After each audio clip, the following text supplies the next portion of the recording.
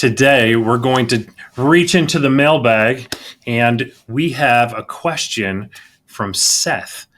And that question is, my wife and I both retired earlier this year and are considering an RV purchase. I don't like the idea of acquiring debt on something like that at this stage of life, but I also don't like the idea of pulling $200,000 out of my IRA and paying taxes on all of it. Which approach do you find the least objectionable? Let me grab Walt and we'll dive right in.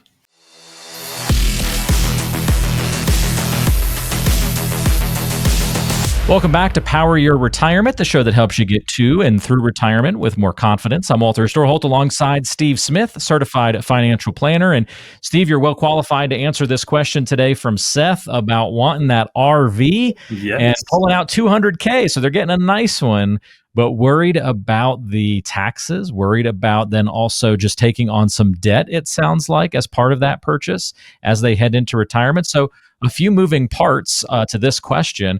And tell us, what would you ask Seth? How would you navigate him through this question if he were in your office? Well, first, I would keep it super casual. And I would say, wow, what are your plans to do with this RV? That's a very nice one. So you could take that coast to coast. They do make some $20,000 ones, just so you're aware.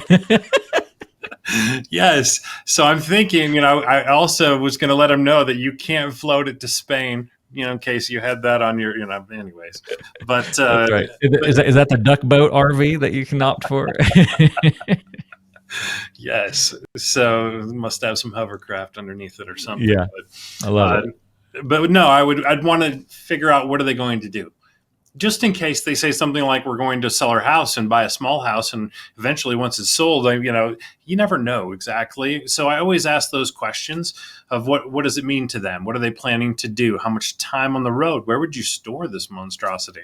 Obviously it's new and it's huge and it's, kind of like a tour bus for Madonna or something like that.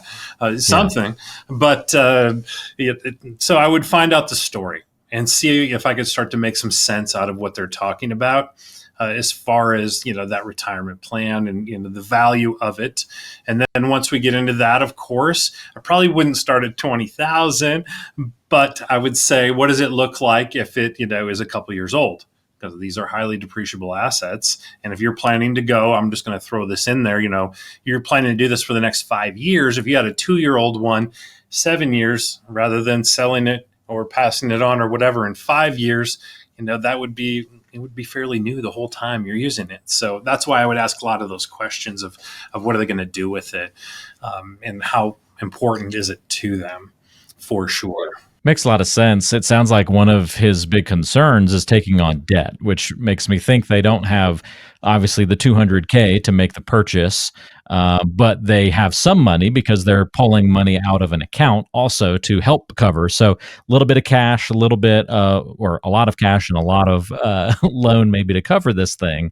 But just in general, the taking on debt, I know is scary for a lot of people going into retirement. Right. My parents went through the same thing. The home that they got came with a small mortgage, and although they could afford it, it was still a concern. There was this mental block that I remember my mom trying to get through of like, I just wish we didn't have it, but right. We can afford it, but I wish we didn't have it. And so that's, I imagine, maybe part of Seth's struggle here. Yeah. Also, most of the companies that I work with have a Roth 401k. So he doesn't really, he assumes they have to, they have their cash reserves, and they don't want to take it out of the IRA, but it leaves a lot to the imagination of what does their retirement look like. So a lot of my clients, have saved really well, and even to the point where they've saved beyond what they really need on a month-to-month basis for the rest of their life. And if they have a Roth component, you can actually use the portion of that debt either over a year or two or all at once, depending on what they end up buying, how much they need, all of those questions. They could actually take a piece of the Roth without having a big tax bill, like he's suggesting in his question. So that would be something I would review too. But without knowing a lot of that information, it's really hard. We're just kind of what-ifing right now. Yeah. So I guess one thing you would be able to do is say, run some different scenarios for Seth if he meets in your office or joins you remotely via Zoom in case he's out of state. You would be able to say, okay, here's what your retirement picture looks like if we pulled all of it out of X account. Mhm. Here's what it looks like if you did a loan for all of it. Here's what it looks like if it's a mix of things. And that's what helps you determine what's least objectionable or the wisest path forward. Absolutely. There's a lot of paths, and the main thing is to seek to understand them and why they're bringing this, how important it is. And, if we can work on those costs, we can work on where it comes from and get creative, maybe wait a couple of years to do it so that they can save some more. There's all kinds of ways that we can go. It's just hard for me to pick those out without seeing their plan. Yeah. I think it's helpful, though, just to see, Seth, if you're watching this episode, right, where the thought process goes. And that's what the planning is going to be all about. Working through these scenarios, trying to figure it out, seeing what's the best fit for your particular situation and what makes the most sense. Maybe you assumed it was $200,000 that you were going to need when, like Steve's saying, in reality, a $100,000 RV gets the job done for what you're trying to do. And, let's at least make sure that you're along that right line of research and that all the levers that can be kind of pulled and tinkered with are looked at here. So that's really helpful, Steve. Thanks for guiding us through that question and for helping Seth out. If you've ever got a question like Seth, you can certainly reach out. Powerupyour401k.com is the place to go.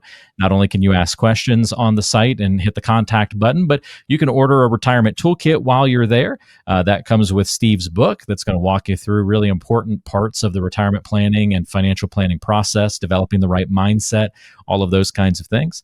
And you can schedule a review of your financial plan where you can ask questions like Seth's in a one-on-one format and have a direct conversation about what you're going through, what you're trying to achieve in your financial future. And Steve will walk you through all of that and so much more. So check that all out at powerupyour401k.com. Again, linked in the description of today's show. Steve, thanks for handling this mailbag question. We'll talk to you again soon. All right. Thanks, Walt. Thanks, everyone, for listening. We'll see you next time.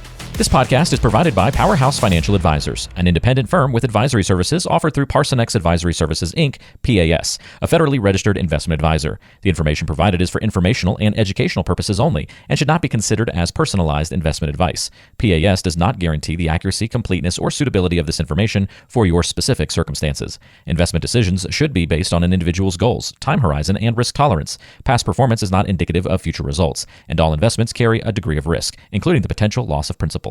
Any case studies, testimonials, or endorsements shared in this podcast are illustrative of individual experiences and may not be representative of the experience of all clients. They do not guarantee future performance or success. You should not infer any level of assurance regarding future financial outcomes.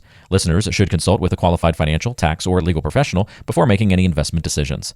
Parsonex Advisory Services, Inc. does not provide tax or legal advice. Be sure to consult with your tax and legal professionals regarding your specific circumstances. For a copy of our Form ADV Part 2A, which provides additional information about PAS, including our advisory fees and services, please visit powerhousefinancialadvisors.com.